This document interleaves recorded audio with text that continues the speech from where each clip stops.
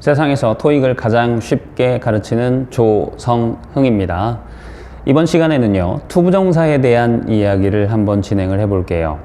투부정사는 동사 원형 앞에 to를 붙인 형태다 라고 기억을 해두시면 되겠는데요. 투부정사는 동사 원형 앞에 to를 붙였다고 그랬는데 이거는 다른 품사로 사용하기 위해서 to를 붙였다 라고 보시면 됩니다. 그래서 여러분들이 어렸을 때부터 많이 들어보셨던 투부정사의 세 가지 용법, 명사처럼 쓰면 명사적 용법, 형용사처럼 쓰면 형용사적 용법, 부사처럼 쓰면 부사적 용법, 이렇게 정리가 가능하겠습니다. 어떤 책에 보면 투부정사라고 되어 있고 어떤 책에 보면 부정사라고 되어 있는데 사실은 같은 표현입니다. 그래서 투부정사라고 쓰셔도 되고 부정사라고 쓰셔도 괜찮습니다. 자, 그러면 투부정사의 세 가지 용법에 대해서 한번 정리를 해볼게요. 첫 번째, 명사적 용법부터 정리를 하겠습니다. 자, 명사적 용법은 명사처럼 쓴다 라고 생각을 하시면 되겠습니다. 자, 그러면 우리가 명사가 들어가는 자리가 어디다 라고 앞에서 배웠냐면 주어, 목적어, 보어 자리가 명사가 들어갈 자리라고 이야기를 했었습니다. 그래서 주어 자리, 목적어 자리, 보어 자리에 투부정사를 집어넣으면 이게 투부정사의 명사적 용법이 되겠습니다. 자, 그러면 조금 더 구체적으로 주어 자리에 투부정사를 집어넣는 방법을 한번 보실게요. 간단하게 예를 하나 보도록 하겠습니다. to, do, it. 요런 형태가 있다 라고 해봅시다. 그러면 요 형태가 요렇게 보기 쉽게 제가 묶어드리도록 하겠습니다. 근데 얘가 투부정사인데 주어예요 라고 얘기를 하려면 우리가 앞에서 배웠던 개념을 좀 사용하셔야 됩니다. 주어는 뭘 보고 주어라고 그랬죠? 동사 앞에 나오면 주어라고 그랬죠? 그러면 지금 이 투부정사가 주어예요 라고 얘기하려면 뒤에 동사가 나오면 되겠는데요. 그렇죠? 그래서 동사 앞에 나오면 주어, 주어의 품사는 명사죠. 그러면 투부정사가 명사처럼 쓰였죠. 그래서 이 투부정사가 주어 자리에 들어가고 명사처럼 쓰였다. 그래서 명사적 용법, 이렇게 정리가 되겠습니다. 자, 그런데 여기서 한 가지 알아두셔야 될 게 하나 예를 들어볼게요. To study TOEIC is easy. 자, 이런 문장이 있다라고 해봅시다. 근데 투부정사는 주어 자리에 들어가는 순간, 원래 주어 자리에 들어갈 수 있다고 했죠. 그런데 주어 자리에 들어가는 순간 마치 용수철이 달린 것처럼 띵 하고 튕겨 나가게 됩니다. 그래서 어디로 이동이 가능하냐면 문장 맨 뒤쪽으로 이동이 가능해요. 자, 그래서 이동을 하고 난 상태를 보시면 여기 이동을 했으니까 빈칸이 되겠죠. 그리고 비동사 그대로 쓰고 easy 쓰시고요. 그 다음에 박스가 통째로 이동한다 라고 했으니까 to study TOEIC 이런 식으로 쓰시면 됩니다. 자, 그런데 우리가 동사 앞에는 뭐가 와야 되죠? 주어가 와야 되죠. 그런데 주어 자리가 비어 있는 상태입니다. 그래서 이 주어 자리를 채워야 되는데 진짜 주어를 만약에 넣게 되면 뒤쪽에 있는 투부정사가 원래 주어였는데 뒤로 간 거잖아요. 그렇죠? 그래서 진짜 주어가 있으니까 진짜 주어를 또 넣을 수가 없죠. 그러면 진짜 대신에 뭘 집어넣을 수 있다? 가짜 주어를 집어넣을 수 있습니다. 영어에서 말하는 가짜 주어는 it 하나밖에 없어요. 그래서 it이라는 가짜 주어를 이렇게 넣어주게 됩니다. 여기서 우리가 가짜 주어다 라고 하면 반드시 뭘 확인하셔야 되냐면 진짜 주어를 꼭 확인하셔야 돼요.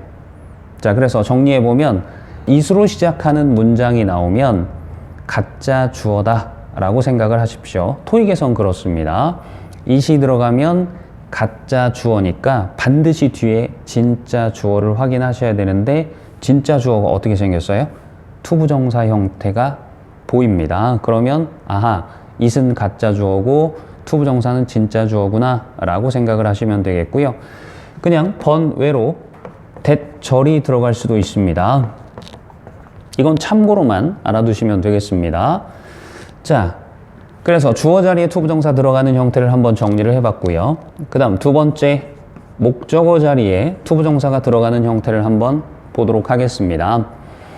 자, to를 이렇게 쓰고요. 얘가 목적어예요 라고 부르면 우리가 뭘 보고 앞에서 목적어라고 개념을 잡았냐면 동사 중에서 타동사 뒤에 나온 명사, 이걸 목적어라고 불렀습니다. 우리가 알고 있는 대부분의 동사는 타동사니까요.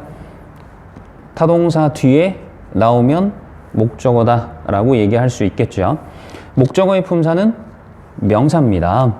자, 그러면 목적어 자리에, 즉 명사 자리에 투부정사가 들어가 있으니까 이 투부정사를 명사적 용법으로 쓰였다 라고 이야기할 수 있겠네요.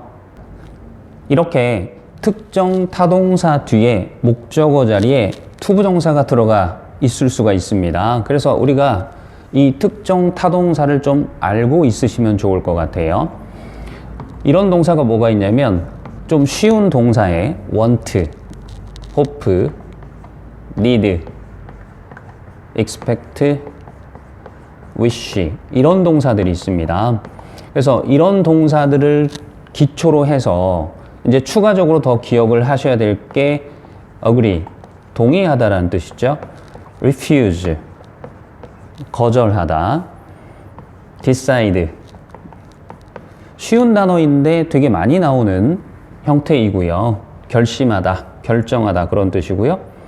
intend라는 동사가 있습니다. 뭐뭐할 작정이다, 뭐뭐할 의도이다 라고 해석이 되는데 사전에 찾아보면 intend는 뒤쪽에 투부정사를 목적으로 쓸 수도 있고 동명사 ing로 이렇게 표현을 하겠습니다. 동명사를 목적으로 쓸 수도 있어요. 그런데 토익 시험에서는 동명사를 목적으로 쓰는 형태가 단 한 번도 시험에 출제가 된 적이 없으니까 intend 다음에 투부정사 온다 이렇게 기억을 해 두시면 되겠습니다. 그리고 plan, 계획하다 라는 뜻이죠. promise, 약속하다. 자, 그리고 투부정사는 사실 미래의 의미가 담겨 있는 경우가 많아요.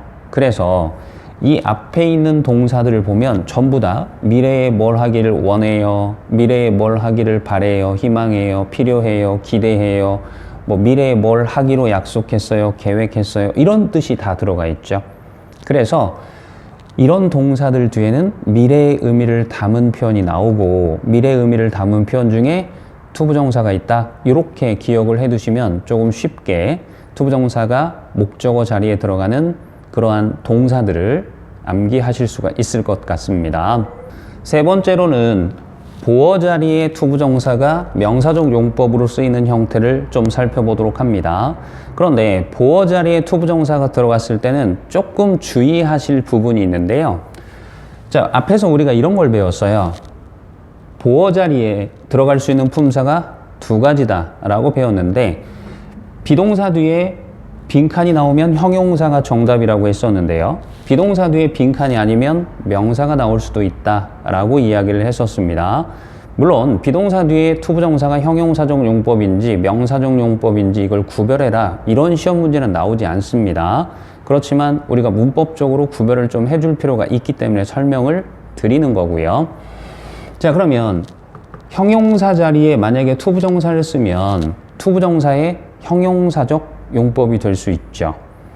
그리고 명사 자리에 투부정사를 쓰면 투부정사의 명사적 용법이 됩니다. 그래서 어떤 때는 비동사 뒤에 투부정사가 형용사적 용법이고 어떤 경우에는 비동사 뒤에 투부정사가 명사적 용법인지를 한번 구별을 해 보려고 해요. 자, 그러면 비동사 뒤에 투부정사가 명사적 용법이다 라고 하려면 주어를 보시면 됩니다.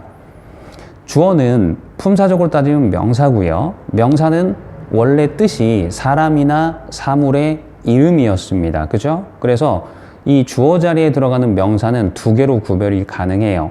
사람이나 사물로 구별이 가능합니다.